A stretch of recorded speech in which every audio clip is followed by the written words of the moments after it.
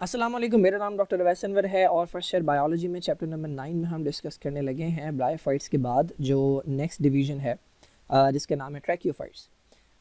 Tracheophytes के पहले general character discuss कर लेते हैं और उसके बाद एक इसकी कैटेगरी है, एक इसकी सब क्लास है जिसका नाम है सब डिवीज़न है जिसका नाम है साइलॉप्सिडा। उसके बारे में थोड़ी सी बात करेंगे। प्लांट्स किंगडम प्लांटिंग को हमने डिवाइड किया था दो मेजर डिवीजन्स के अंदर। एक का नाम था ब्रायोफाइट्स और एक का नाम था ट्रैक्योफाइट्स। इन दोनों के दरमियान जो है वो कुछ डिफरेंसेस थे। जो पहला डिफरेंस था वो ये था कि ब्रायोफाइट्स जो हैं वो नॉन वैस्कुलर प्लांट्स होता है, यानी उनके अंदर उनके पास जाइलम और फ्लोएम मौजूद नहीं होते, क्योंकि ये प्रिमिटिव प्लांट्स थे, बहुत अर्ली प्लांट्स थे, तो इनके अंदर ये जो जाइलम और फ्लोएम है डेवलप नहीं हो सके।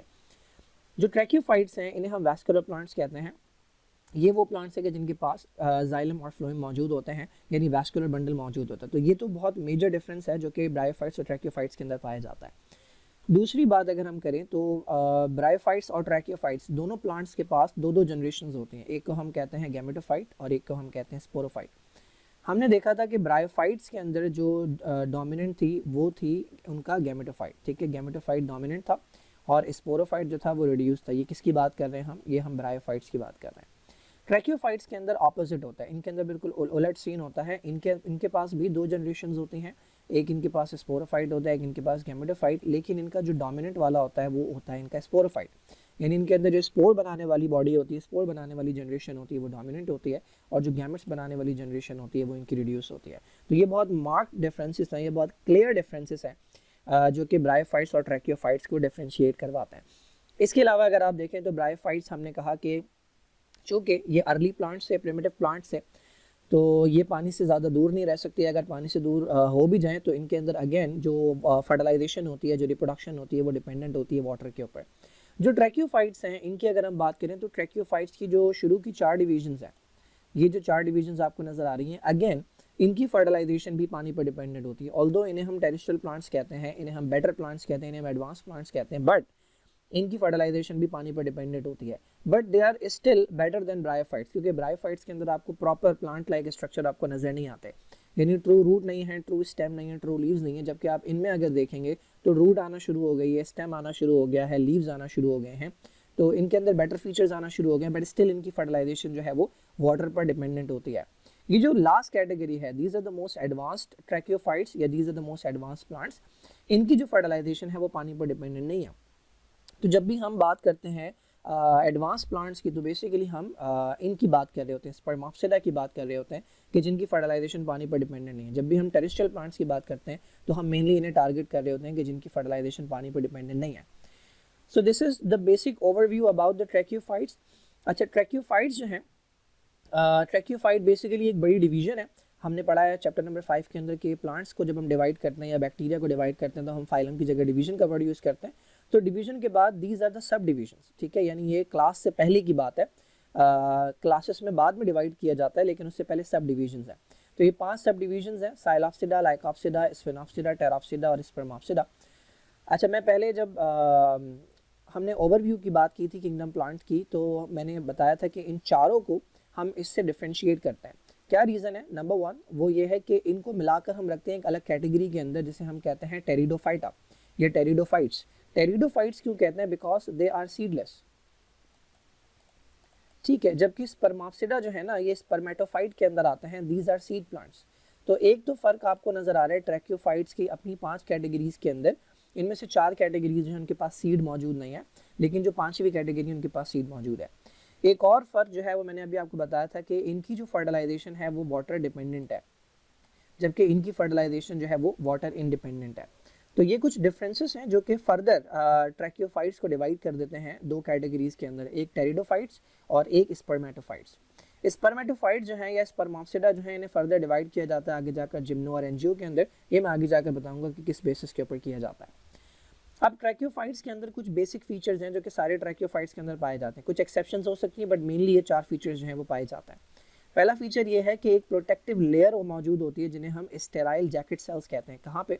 रिप्रोडक्टिव ऑर्गन्स के अराउंड। रिप्रोडक्टिव ऑर्गन्स कौन है? ये है एंथ्रीडियम और ये है आर्किगोनियम, ठीक है। तो आर्किगोनियम और एंथ्रीडियम के अराउंड आपको नजर आएगी एक अदद सेल की लेयर जो कि स्टेराइल होते हैं। स्टेराइल का मतलब इनका रिप्रोडक्शन से कोई ताल्लुक नहीं होता, इन्हें जैकेट सेल्स कहते हैं। ये प्रोटेक्शन के काम आते हैं, इसके अराउंड भी होती है और इसके अराउंड भी होती है। तो ये पहला फीचर है। क्यों? क्योंकि ये मेनली लैंड प्लांट्स कहलाते हैं, तो ये ज़मीन पर मौजूद होंगे तो वहाँ पर पानी जो है ना इन्हें प्रोटेक्शन के लिए मौजूद नहीं होगा, तो ये गैमेट्स को ड्राई होने से बचाते हैं।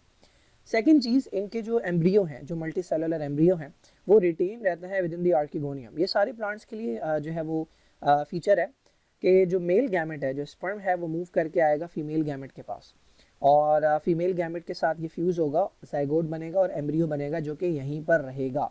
तो ये रिटेन रहता है, अंदर ही रहता है, ये बाहर नहीं जाता। तो जो मल्टी सेलुलर एम्ब्रियो है वो पेरेंट की बॉडी के अंदर, फीमेल पार्ट के अंदर यानी आर्किगोनियम के अंदर प्रोटेक्टेड रहता है। थर्ड, क्यूटिकल मौजूद होती है एरियल पार्ट्स के ऊपर, जो लीव्स हैं या जो स्टेम है उनके ऊपर क्यूटिकल मौजूद है, जो कि किस काम आती है? वाटर के लॉस को मिनिमाइज़ करने के, ट्रांसपायरेशन को मिनिमाइज़ करने के काम आती है। एंड चौथा जो फीचर है वो है जाइलम, जो कि वैस्कुलर बंडल के अंदर आता है, वाटर एंड मिनरल्स की ट्रांसपोर्ट के लिए जाइलम मौजूद होता है। तो ये 4 फीचर्स हैं जो कि सब सारे के सारे ट्रैकियोफाइट्स के अंदर पाए जाते हैं। और भी फीचर्स हो सकते हैं जो डिफरेंट ट्रैकियोफाइट्स के अंदर होंगे, लेकिन ये 4 फंडामेंटल फीचर्स कहलाते हैं जो कि टेरेस्ट्रियल एग्जिस्टेंस के लिए, ज़मीन पर ज़िंदगी गुजारने के लिए बहुत लाजिम थे। इन्होंने फ्लोएम का जिक्र क्यों नहीं किया, जाइलम का जिक्र क्यों किया है? क्योंकि जाइलम का काम होता है वाटर एंड मिनरल्स की ट्रांसपोर्ट। जो फूड है वो तो उसके ज़रिए भी ट्रांसपोर्ट हो सकती है, डिफ्यूजन के ज़रिए भी ट्रांसपोर्ट हो सकती है, लेकिन जो वाटर की ट्रांसपोर्ट है वो बहुत इंपॉर्टेंट होती है, बिकॉज फूड बनाने के लिए जो एक इंग्रेडिएंट है कार्बन डाइऑक्साइड के साथ मिलाने के लिए वो वाटर होता है। तो वाटर बहुत लंबे लंबे डिस्टेंस तक पहुंचाने के लिए आपको प्रॉपर एक पाइप चाहिए, तो वो है जाइलम। तो ये टेरेस्ट्रियल एग्जिस्टेंस के लिए, ज़मीन पर ज़िंदगी गुजारने के लिए 4 जो फीचर्स हैं ये फंडामेंटल कंसिडर किए जाते हैं, और ये सारे के सारे जो हैं ये ट्रैकियोफाइट्स के अंदर पाए जाता है। Now let's talk about the first sub division, जिसका नाम है साइलॉप्सिडा। अभी जो साइलॉप्सिडा है ये सबसे पहले जो है वो सबसे फर्स्ट वैस्कुलर प्लांट है, यानी जो ट्रैकियोफाइट्स हैं उनके अंदर सबसे पहले प्लांट्स जो आपको मिले कि जिनके अंदर वैस्कुलर बंडल्स आपको नज़र आए, यानी जाइलम और फ्लोएम नज़र आए, तो वो साइलॉप्सिडा हैं। अब साइलॉप्सिडा के अंदर जो मेंबर्स हैं वो सारे के सारे एक्सटिंक्ट हैं। एक जो है ना वो प्रॉब्लम ये है कि 2 जीनस हैं, एक का नाम है साइलोटम और एक का नाम है मेसेटेरिस। इनके बारे में ख्याल किया जाता है, इन्हें इंक्लूड किया गया है साइलॉप्सिडा के अंदर, लेकिन कुछ बॉटनिस्ट का मानना यह है कि ये फर्न्स की कैटेगरी से बिलोंग करता है। तो अगर इन्हें हटा दिया जाए तो साइलॉप्सिडा के अंदर, इस डिवीजन के अंदर कोई ऐसा प्लांट नहीं है जो कि आज जिंदा हो। तो इसके अंदर सारे के सारे फॉसिल्स आते हैं, जो कि ऐसे प्लांट्स हैं जो कि एक्सटिंक्ट हो चुके हैं। अच्छा, अब इनके फीचर्स क्या हैं? तो फीचर्स की अगर हम बात करें तो साइलॉप्सिडा के अंदर, चूँकि साइलॉप्सिडा जो हैं ये ट्रैकियोफाइट्स हैं, ट्रैकियोफाइट्स के अंदर 2 बॉडीज़ पाई जाती हैं, एक इनका स्पोरोफाइट होता है, गैमेटोफाइट होता है। तो इनका जो स्पोरोफाइट है वो किस तरह का नज़र आता है? स्पोरोफाइट जो है वो डाइकोटोमसली ब्रांच है। डाइकोटोमसली ब्रांच का मतलब होता है डबल डबल जो है वो ब्रांचेस निकली हुई हैं। ये जो आपको यहाँ पर नज़र आ रहा है बड़ा सा, ये इनका स्पोरोफाइट है, ठीक है, ये जो है ये इनका स्पोरोफाइट है। और इसके अंदर अगर आप देखें तो आपको हर जगह पर 2 ब्रांचेस नज़र आएंगी। ये यहाँ पर आ गया तो यहाँ पर 2 ब्रांचेस हैं, ठीक है, फिर यहाँ पर 2 ब्रांचेस हैं, तो this is known as dichotomously branch. अच्छा, मैं बता चुका हूँ कि सारे के सारे ट्रैकियोफाइट्स के अंदर जो स्पोरोफाइट है वो डोमिनेंट है। तो अगर आप इन दोनों को कंपेयर करें तो स्पोरोफाइट बड़ा प्लांट है, जबकि जो गैमेटोफाइट है वो छोटा प्लांट है। तो स्पोरोफाइट डोमिनेंट है, ठीक है, जबकि गैमेटोफाइट जो है वो इनका रिड्यूस होता है। सारे के सारे ट्रैकियोफाइट्स के अंदर आपको यही नजर आएगा। तो पहले हम डिस्कस देखें, जो प्लांट डोमिनेंट होता है उसको पहले डिस्कस किया जाता है। पीछे ब्रायोफाइट्स के अंदर आपने देखा था कि हम गैमेटोफाइट को पहले डिस्कस कर रहे थे क्योंकि उनके अंदर गैमेटोफाइट डोमिनेंट होता है। तो इनका जो स्पोरोफाइट है वो डोमिनेंट है और कैसा है, डाइकोटोमसली ब्रांच है और उसके ऊपर लीव्स मौजूद नहीं है, कहीं पर भी आपको लीव्स नज़र नहीं आ रहे। अब अगर लीव्स मौजूद नहीं है तो फोटोसिंथेसिस कैसे होगा? तो ये जो स्पोरोफाइट होता है ना ये ग्रीन होता है, इसके अंदर फोटोसिंथेटिक पिगमेंट्स मौजूद होते हैं, क्लोरोफिल मौजूद होता है, तो यही फोटोसिंथेसिस करते हैं, इनके अंदर लीव्स मौजूद नहीं होते। तो देखिए लीव्स नहीं है आपके पास, क्या चीज़ आ गई आपके पास? ट्रू स्टेम आ गया। इनके पास ट्रू रूट्स भी नहीं है। तो अगर आप गौर करें ब्रायोफाइट्स के अंदर तीनों चीज़ें नहीं थी, ना तो रूट्स थी, ना स्टेम था, ना लीव्स थे। रूट्स की जगह क्या मौजूद थे? राइजोइड्स। स्टेम की जगह सूडो स्टेम था, फॉल्स स्टेम, और लीव्स भी सूडो लीव्स थे। अब यहाँ पर क्या चीज़ अभी नहीं है आपके पास? रूट्स अभी भी नहीं है, लीव्स अभी भी नहीं है, लेकिन क्या चीज़ आ गई? एक चीज़ आ गई जिसे आप स्टेम कहते हैं। तो ये प्रॉपर स्टेम है। प्रॉपर स्टेम क्यों है? उसका रीज़न ये है कि इसके अंदर वैस्कुलर बंडल मौजूद है। रूट्स की जगह अभी भी हमारे पास राइजोइड्स मौजूद है, और लीव्स जो है ना इसमें लीव्स मौजूद नहीं होती, ये लैक करते हैं लीव्स। स्टेम की अगर हम बात करें तो स्टेम इसका 2 पार्ट्स का होता है। एक इसकी एरियल ब्रांच होती है जो कि ज़मीन से ऊपर होती है, ज़मीन है इससे ऊपर ये एरियल ब्रांच है, और एक इसका अंडरग्राउंड स्टेम होता है। अंडरग्राउंड स्टेम से ही बारीक बारीक हेयर लाइक स्ट्रक्चर निकलते हैं जिन्हें हम राइजोइड्स कहते हैं। ये रूट की जगह काम करते हैं, वाटर की एब्जॉर्प्शन का काम करते हैं। एरियल स्टेम जो है इसका ज़मीन के ऊपर वाला मैं बता चुका हूँ, डाइकोटोमसली ब्रांच है। और दूसरा ये कि ये ग्रीन है, लीव्स नहीं है तो ये ग्रीन है, यही फोटोसिंथेसिस करता है। कैम्बियम मौजूद नहीं है। कैम्बियम बेसिकली वो टिश्यूज़ होते हैं, वो सेल्स होते हैं जिनका काम होता है सेकेंडरी ग्रोथ करवाना। प्लांट्स के अंदर एक ग्रोथ होती है जो कि प्राइमरी होती है जिसमें प्लांट की हाइट बढ़ती है, और एक ग्रोथ होती है जो सेकेंडरी होती है जिसमें प्लांट चौड़ा होता है, जिसमें उसकी विड्थ बढ़ती है, ठीक है, जिसमें उसकी जो है वो गर्थ बढ़ती है। तो जो गर्थ बढ़ाने वाले, जो विड्थ बढ़ाने वाले, जो डायमीटर बढ़ाने वाले जो टिश्यूज़ या सेल्स होते हैं वो कैम्बियम कहलाते हैं। तो इनके अंदर कोई कैम्बियम सेल्स मौजूद नहीं होते, इसका मतलब इसके अंदर प्राइमरी ग्रोथ हो सकती है, सेकेंडरी ग्रोथ नहीं हो सकती। ठीक है जी। जो स्पोरोफाइट होता है उसका काम होता है स्पोर्स बनाना, और स्पोर्स बनाने के लिए एक अदर छोटा सा स्ट्रक्चर होता है जिसका नाम होता है स्पोरेंजियम। तो वो कहाँ पाए जाते हैं इसके अंदर, ये जो आपको छोटे छोटे डॉट्स नज़र आ रहे हैं, मोटे मोटे से स्ट्रक्चर नज़र आ रहे हैं, दीज आर स्पोरेंजियम। तो ये जो एरियल स्टेम है इसकी कुछ ब्रांचेस के ऊपर आपको नज़र आएंगे छोटे छोटे से नेकेड स्पोरेंजियम होते हैं। नेकेड स्पोरेंजियम का मतलब ये है कि वो किसी चीज़ से कवर्ड नहीं होते हैं। तो ये स्पोरेंजियम मौजूद हैं। स्पोरेंजियम के अंदर मदर सेल्स होंगे जो कैसे होंगे, जो डिप्लॉइड होंगे। मदर सेल्स जब डिवाइड करेंगे तो ये हैप्लॉइड सेल्स बनाएंगे जिन्हें आप स्पोर्स कहते हैं। कौन से प्रोसेस से, ये मियोसिस से हैप्लॉइड स्पोर्स बनाएंगे। So this is all about the psilopsids. ये साइलॉप्सिडा के स्पोरोफाइट से रिलेटेड जो है ये कुछ इन्होंने डिस्कशन किया हुआ है। थोड़ी सी बात अगर इनकी गैमेटोफाइट से रिलेटेड करें, गैमेटोफाइट जो है इनका वो सबटेरेनियन होता है, ज़मीन के नीचे पाया जाता है। ये जो गैमेटोफाइट है, एक ही गैमेटोफाइट के ऊपर दोनों जो गैमेट्स बनाने वाले बॉडीज़ होती हैं, दोनों गैमेट बनाने वाले स्ट्रक्चर्स होते हैं वो डेवलप होता है। यानी आर्किगोनियम और एंथ्रीडियम ये एक ही के ऊपर डेवलप होता है। तो ऐसा गैमेटोफाइट कि जिसके ऊपर एक ही के ऊपर जो है वो एंथ्रीडियम भी बनेगा और आर्किगोनियम भी बनेगा, ये कहलाएगा बाइसेक्सुअल। ठीक है, या इसके लिए एक और वर्ड यूज़ किया जाता है मोनोशियस। तो इसका जो गैमेटोफाइट होता है वो मोनोशियस होता है, एक ही गैमेटोफाइट के ऊपर एंथ्रीडियम और आर्किगोनियम दोनों डेवलप होता है। एंथ्रीडियम में बनेंगे स्पर्म्स, आर्किगोनियम के अंदर ये एंथ्रीडियम है, ठीक है, ये आर्किगोनियम है। एंथ्रीडियम के अंदर स्पर्म्स बनेंगे, आर्किगोनियम के अंदर एग बनेगा, स्पर्म्स मूव करके जाएंगे आर्किगोनियम के पास, फर्टिलाइजेशन होगी, जाइगोट बनेगा, एम्ब्रियो बनेगा, और एम्ब्रियो जो है वो डेवलप होगा दोबारा से स्पोरोफाइट के अंदर। सो दिस इज़ हाउ इनकी लाइफ साइकिल जो है वो कंप्लीट होती है। अच्छा, ये किस में देखा इन्होंने, ये इन्होंने इन दो कैटेगरीज के अंदर देखा है जिसे हम कहते हैं साइलोटम और मेसेटेरस।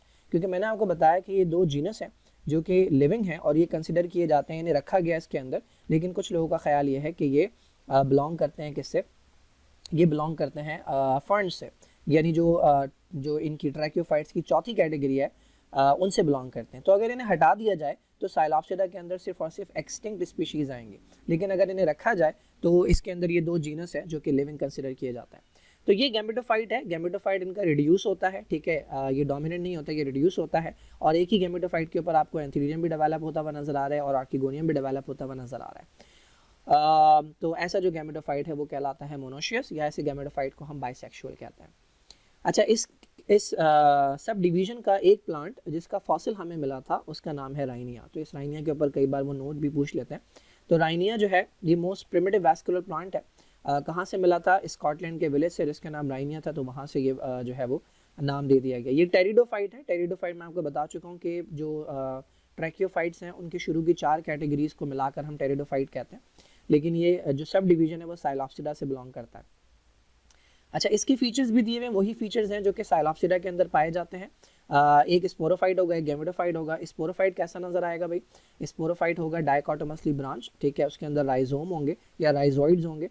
इसके अलावा एरियल स्टेम मौजूद होगा, रूट्स मौजूद नहीं होंगी, राइजोइड्स होंगे जो कि एब्जॉर्प्शन का काम करेंगे। लीफलेस ब्रांचेज होंगी जो कि वो करेंगी फोटोसिंथेसिस करेंगी, स्टेम फोटोसिंथेसिस करेगा क्योंकि लीफ मौजूद नहीं होते। और फ्यूजीफॉर्म नेकेड स्पोरेंजियम होता है। फ्यूजीफॉर्म ये शेप होता है, ये शेप जो है ना, ये फ्यूजीफॉर्म शेप होता है। तो ये स्पोरेंजियम है, इसके अंदर ये स्पोर्स बनते हुए नजर आ रहे हैं। तो ये जो आपको नजर आ रहे हैं ये कुछ ब्रांचेस के ऊपर मौजूद होते हैं, नेकेड स्पोरेंजियम, किसी चीज़ से कवर्ड स्पोरेंजियम नहीं है। ये तो हो गई एक्सटर्नल स्ट्रक्चर की बात। थोड़ा सा इन्होंने इंटरनल स्ट्रक्चर बताया हुआ है क्योंकि ये पहला वैस्कुलर प्लांट है, तो वैस्कुलर बंडल भी तो दिखाना है। तो इसमें बीच में वैस्कुलर बंडल का एक कोर आपको नजर आता है, उसके सराउंडिंग में कुछ सेल्स होते हैं जो कि कॉर्टेक्स कहलाते हैं। ये स्ट्रक्चर अगर आप देखें, ये जो आपको बीच में डायग्राम नजर आ रही है, तो इसमें ये जो आउटर लेयर है ये बेसिकली एपिडर्मिस की है। उसके बाद ये कुछ लेयर्स जो आपको नज़र आ रही हैं ये सेल्स कहलाते हैं कॉर्टेक्स, और सेंटर में जो आपको नज़र आ रहा है ये बेसिकली आपका वैस्कुलर बंडल है। इस वैस्कुलर बंडल के अंदर जो इनर वाले सेल्स हैं वो जाइलम के हैं और जो आउटर वाले सेल्स हैं वो फ्लोएम के हैं।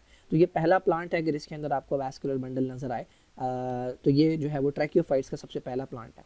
तो आउटर मोस्ट लेयर एपिडर्मिस है जिसके अंदर स्टोमेटा मौजूद है। ये आपको कहीं कहीं नज़र आ जाएंगे स्टोमेटा, ये ओपनिंग नज़र आ रही है स्टोमेटा की, ये ओपनिंग नज़र आ रही है स्टोमेटा की, ये ओपनिंग नज़र आ रही है स्टोमेटा की। ये यहाँ से सेक्शन काटा गया है क्योंकि लीफ तो मौजूद है नहीं इनके अंदर, तो यहाँ से सेक्शन काटा गया है। ये जो स्टेम है यही फोटोसिंथेसिस का काम करता है, तो इसी के अंदर स्टोमेटा मौजूद है।